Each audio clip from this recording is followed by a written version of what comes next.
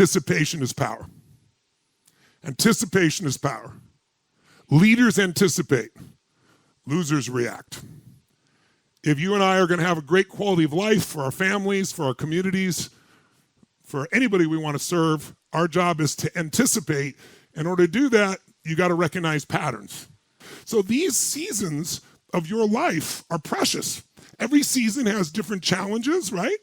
How many can remember some of the challenges of the springtime of your life? I remember some of the challenges of the summer in that stage, the things you wrestled with. Some are still there. How many remember the fall experiences, right? So everything has opportunity, everything has challenge, and if you can anticipate the challenge, you can make that season a hell of a lot more enjoyable. So there's the patterns of nature, there's the patterns of your life, the seasons of your life, and what we're going to look at this morning is seasons of history. Because if you understand the seasons of history interact with what stage of life you're in, like some people, 0 to 20 is when they experience winter, historical winter, because there's one about every 80 years, as you'll see shortly.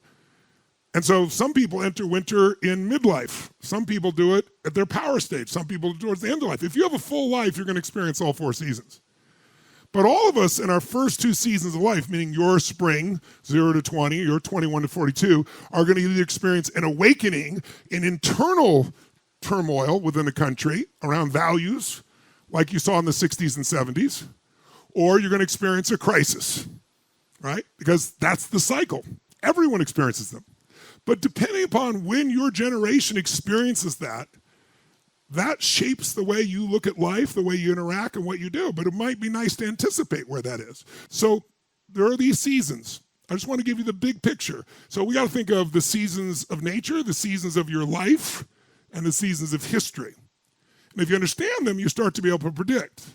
So this book in 1991 says in 2020, we're going to have this giant crisis, but in the fourth turning, it's even more specific. Here are some of the prophecies that were there as we go to introduce it. That there'll be, 25 years ago, there'll be a global terrorist group that blows up an aircraft. There'll be an impasse of federal budgets that reaches a stalemate with a government shutdown. There'll be anarchy within the former Soviet Republic, and Russia is going to conduct training exercise on its borders. And the CDC is going to announce a new communicable virus that could take down the world. 25 years ago. So I picked up this book. I was so obsessed with it. I flew to meet these 2 authors in their home in Virginia, and I interviewed them for a program I had called Power Talk, where I used to interview people.